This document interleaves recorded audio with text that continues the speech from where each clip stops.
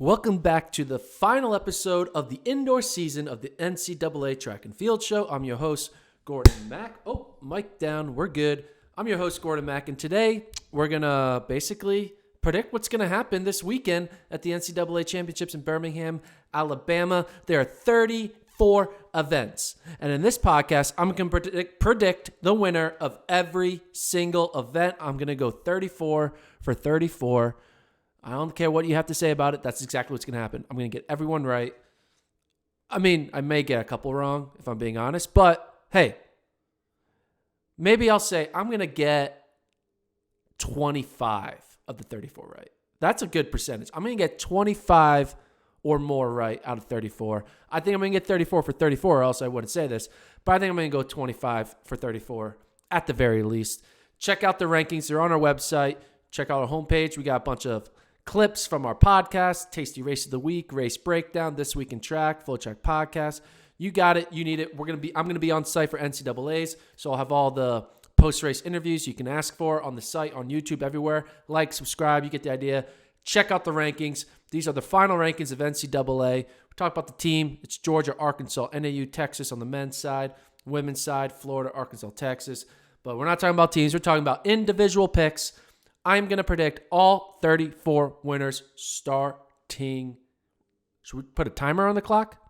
I don't know. No timer. It's free form. No timer. We got time. So no timer. But here we go. From the 60 all the way through the multis. Here who's I think is going to win the 2022 NCAA Indoor Championships. Starting with the men's 60. Got to go with Michael Williams. He's a top returner. He's an Olympian. He made the 4x1, I believe, at the Olympics. This guy is the real deal. Michael Williams, 60-meter champion. That's what I'm going with. On the women's side, I'm going also Oregon duo. I'm going with Kemba Nelson. I believe Oregon's going to win both the men's 60 and the women's 60. Kemba Nelson going to take the victory, going with her in the women's 60. Men's 200, I'm going with my boy, Matthew Bowling. I think he's going to be star of the meet. I think he's going to be doing well, not just in the 200, but also in the long jump, in the 4x4, in the 60. He's not going to win the 60, though, but I think he's going to win the 200 in phenomenal fashion. Matthew Bowling, my 200-meter winner predictor. Women's 200, this is easy. Abby Steiner. I mean, come on. She's freaking the collegiate record holder. She's going to blow away the field. This woman is not only going to win NCAAs indoors, she's going to win NCAA outdoors. I think she's going to win USAs. I think she's going to go on and medal at World Championships. That's what I think. And it starts with an NCAA title in Birmingham. On the men's side for the 400, Randolph Ross. He's going to win the 400. It's going to be phenomenal. I don't even know how fast it's going to be, but I can tell you this. It likely is going to be the fastest ever run on an indoor track. That's what I think. The guy's run 43 outdoors. He's already run 44 indoors. He's going to run sub 44.5, breaking Michael Norman's all-time mark indoors. Now moving up to the mid-distance. Time for some 800s. Oh, wait. Women's 400. Women's 400. Alexis Holmes.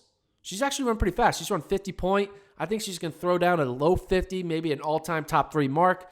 Alexis Holmes, my predicting 2022 indoor 400-meter champion. Now it's time to get to the 800s. 800s. No, wait. Not time to 800s. 60s. 60 hurdles. Forgot about the hurdles. You got to give the hurdles loves. Trey Cunningham, that's the easiest prediction you can have. This guy's the second best hurdler in the world behind Grant Holloway. Can he break Grant Holloway's NCAA record? It actually might happen. I wouldn't be surprised. On the women's side, this one is actually kind of close. It's between Aaliyah Armstrong and Grace Stark. I think Aaliyah Armstrong is going to take the win for LSU. And, follow up a good SEC performance with a win at NCAAs. Now, let's get to the 800s and up. Mid-distance time, who's going to win the men's 800? Brandon Miller. Again, some of these picks are pretty easy. That's why I got probably 15 picks that are no-brainers. It's getting the next 15 that is the hard part. In this situation, Brandon Miller's a no-brainer. He's running 145. No one's going to beat him. Brandon Miller for the win in the 800. This one I feel like is a hard pick, but I'm going with Lindsey Butler in the women's 800. Virginia Tech, she's been running pretty well. There's no true 800-meter star in NCAA women's league right now, but maybe this will be the first, show-out performance for the women in an 800-meter race, and maybe she runs like a 2 flat or something like that. So I'm going with Lindsey Butler, Virginia Tech 800-meter champion. Men's mile, this one was hard. I was thinking Beatles Come. I was thinking Kipsang, but I'm going with my boy, Mario Garcia Romo. When you got 3 names, you got 3 reasons why you're going to win. Mario Garcia Romo, the Spaniard. I think he's going to run well. He's kind of had an up and down season. He should have been in the 3K, but because of the craziness of everyone running so fast, he never had a really good opportunity to get a good fast 3K in. He won a 3K in like 7:48, but that wasn't fast enough. But typically that would be fast enough. But anyway, he's all in on the mile. He's got the DMR, so I'm going with him for the win in the mile. Women's side, I think it's going to be the showing of Emily McKay. I think she's going to win the mile, women's mile wide open, so I got to go with the top seed, Binghamton's Emily McKay. 3K, men's 3K, Yerna Goose. You could think of the NAU boys. They're coming off the 5K. You could think about Beetlescum. He's coming off the mile. Yerna Goose, collegiate record holder in 3K, an Olympian. He's going to find a way to have the best kick in the final 400, 300 meters. Yerna Goose, my 3K predicted champion.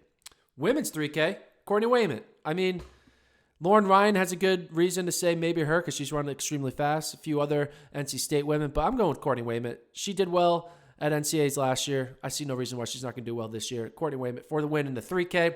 Men's 5K, I'm going with Abdi Hamid Nur. I think that kid is going to win. Look at that. Look at this serious face. Look at that. That's very. That's I'm going to win the 5K phase. But the question is, are we going to get that Abdi or are we going to get like this Abdi? Like the smiling or like game face serious? I think we can get this Abdi on the start line and we'll get this Abdi after the race is concluded because he will have run well. Women's 5K, I'm going with the double. Courtney Wayman again. I think she's going to win both the 3 and the 5. That wraps up the distance races. Time for some field events. Look, this is the fastest FloTrack NCAA track and field pockets of all time.